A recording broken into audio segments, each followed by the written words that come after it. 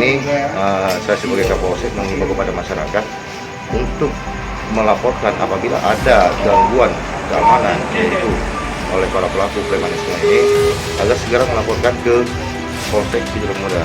Jadi kita akan menindaklanjuti dan akan memberantas pelaku-pelaku yang meresahkan masyarakat yang ada di wilayah Sidrap Muda.